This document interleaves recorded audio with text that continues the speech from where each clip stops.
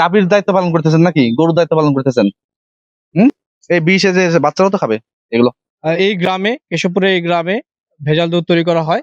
বিভিন্ন ধরনের উপাদান কেমিক্যাল মিশিয়ে ভেজাল দুধ তৈরি করা হয়, সেটা আপনারা নিজের চোখে দেখতে পাচ্ছেন। কোনো সার্টিফিকেট লাগে না, কেমিস্ট হয়ে গেছেন, দুধ তৈরি করে ফেলতেছেন। হ্যাঁ, সবাই খাবে, যারা খাবে তাদের কিডনি মিডি থেকে সবকিছুতে ড্যামেজ হয়ে যাবে। হ্যাঁ, আপনার কি ছোট বাচ্চা আছে? এটা প্রাণ কোম্পানি এবং আকিস কোম্পানিতে সরবরাহ করে তারা, এই বিষয়টা আপনারা কোম্পানি হোক, তার বিরুদ্ধে অ্যাকশন হবে। যারাই নাই তাদের বিরুদ্ধে আমরা পরবর্তীতে এদেরকে ধরবো, এটার পরে এটা ধরবো, আমরা শেষ করবো এটা।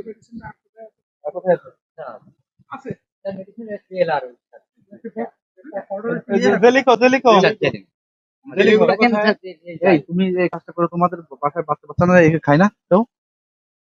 হ্যাঁ, এই যে তুমি যে লাভ করার জন্য এই মানুষকে কত লোকের স্বাস্থ্যগত বিষয় আছে, কত লোক মানে তাদের ক্ষতিগ্রস্ত হবে, বড় বড় ডিজিজ হতে পারে। ওটা কি পাম অয়েল? এই বিষ তো, এ দুধ না বিষ। আপনি খেতে পারবেন?